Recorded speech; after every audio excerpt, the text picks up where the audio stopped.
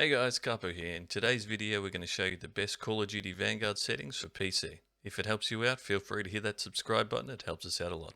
Enjoy. Settings. First thing that we want to go to, settings. Down the bottom, graphics. Make sure everything's, I usually play borderless, but that doesn't really matter. So we'll go with, make sure VSync. VSync's off, of course. Your frame rates.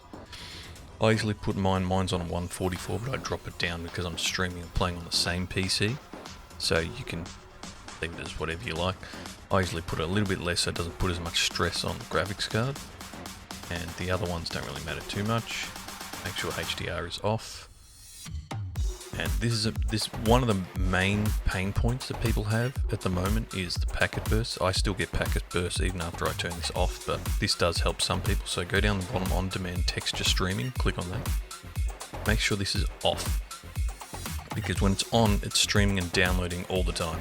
So when you turn it off, it can allocate up to 24 gig of space to download all the on demand textures. So make sure that's definitely off.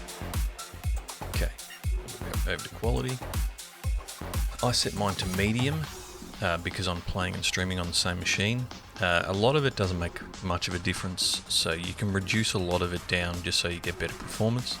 Most of my stuff is on medium, and you can see on the right where it says how much effect it has on the VRAM. If it's high, if you don't notice much difference, I usually just turn it down. So the main ones that I usually look at are the bullet impacts and sprays, because you can actually see if someone's shooting, you can see where they shot, and it doesn't affect VRAM or performance or anything, so it's just a nice to have. And most of the other ones you can kind of leave. I usually just set everything to medium, and if you find your performance is going badly, just put it down to low. It looks a little bit worse, but the only thing I noticed was the particle resolution was the only thing that looked bad. That was it. Everything else, it's like, it's fine. You're not going to worry about it too much. So they were the main ones, and there's another one that was a streaming one, so I put local shadows only. And there's the caching sun shadows and spot shadows. It just uses a little bit more RAM, so depending on how your system is set up, you can have them cache or stream it. I think it does, so I usually just have it cache. That's fine. It doesn't seem to affect, so when I turn it off, it only drops down 20 meg, so it's minuscule really. Then most of the others are okay after I've set it to medium and then just changed a few things here and there. So then the NVIDIA DLSS, so if you're using a NVIDIA card, you'll have this option. Otherwise, if you use the AMD, you'll have this option down here. So I usually put on performance. It looks fine. I've left it on the default 50 sharpness. So you can play around. I didn't notice much difference using performance and quality, but your results may vary, so try performance. If you find it's not good enough, you can try quality, see how it goes. I usually leave it on performance and don't have any problems. And then the VRAM usage target, I usually drop it down to 80%. So on default, I think it pushes it up to 85. I prefer it to use a little bit less because I'm playing and streaming on the same machine.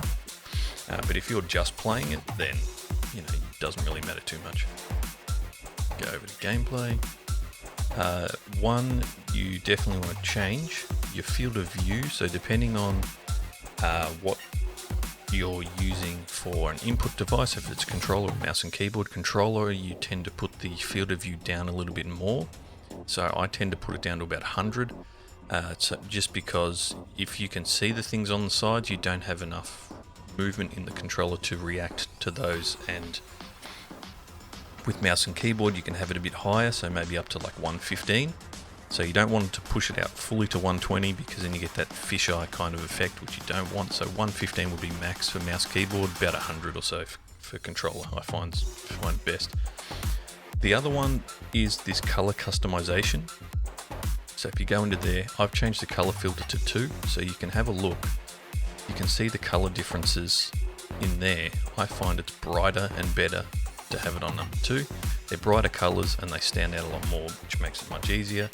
I put the filter on both and just left that one on default. But if you don't like the colors, or you need the colorblind settings, etc., you can play around to make it look what's best for you.